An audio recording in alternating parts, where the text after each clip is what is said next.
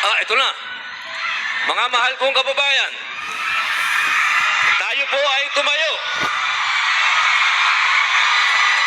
Atin pong salubungin ang pinakamagaling na Pangulo ng Pilipinas, Rodrigo Roa Duterte!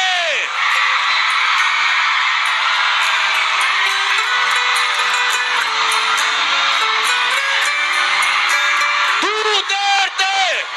Duterte! Duterte! Duterte! Duterte! Duterte!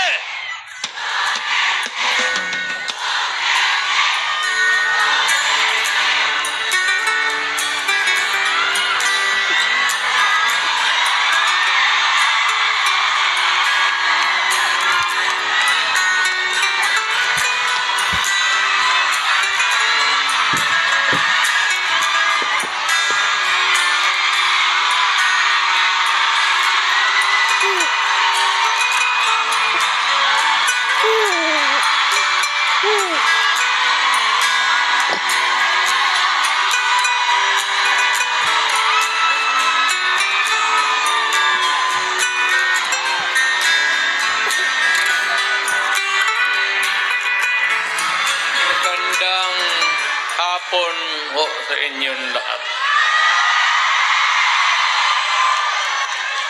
Alam niyo, I do not know if you still believe in me.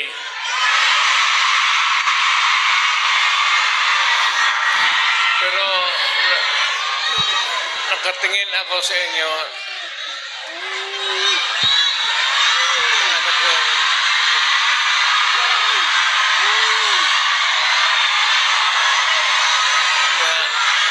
Dapat magkita-kita tayo doon sa ating bayan.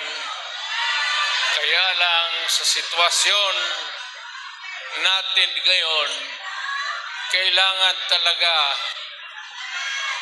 pumunta tayo sa ibang bayan maghanap buhay. Pero sa akin, the fact that malayo kayo sa pamilya ninyo,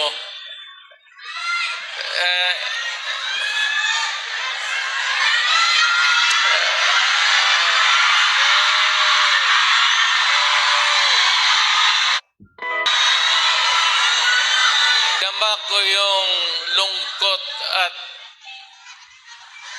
alam ko yan. Kasi ganoon rin ako noon. Almost 3 years sa labas ako nagtatrabaho. Well, nagtitraining para pag sa connection ko sa pagka-abogado. Kaya OFW, yan ang pinakamasarap. Magkikinig ako, OFW, mabuhay kayong lahat.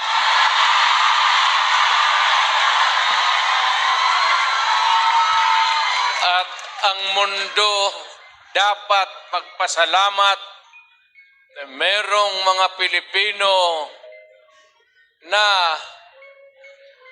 magpunta dito sa kanila, sa ibang bayan, para magtrabaho para sa kanila at para sa atin, makaipon ng pera para sa pamilya natin.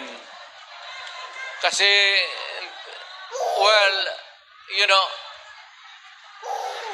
it could take about 7 to 10 years bago mawala itong sitwasyon natin na ganito.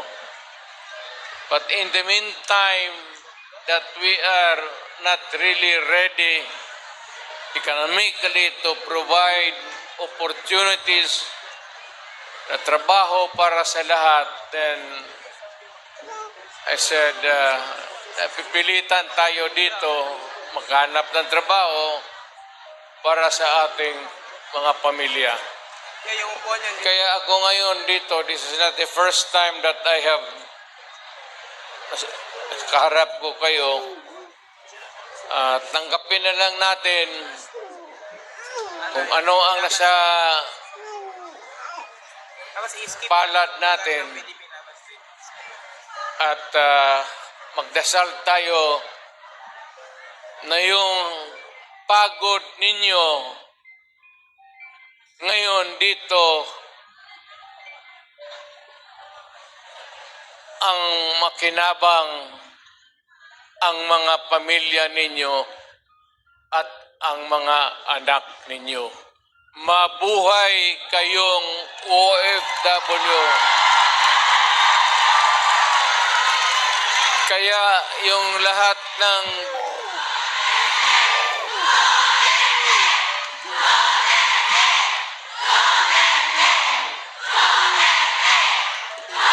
Kaya kayong lahat ng mga dalaga pa,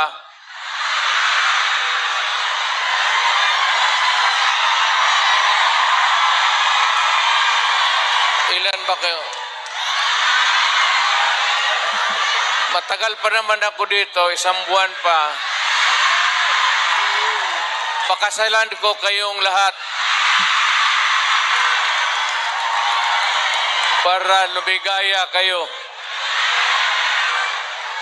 at magkaroon ako ng maraming pera.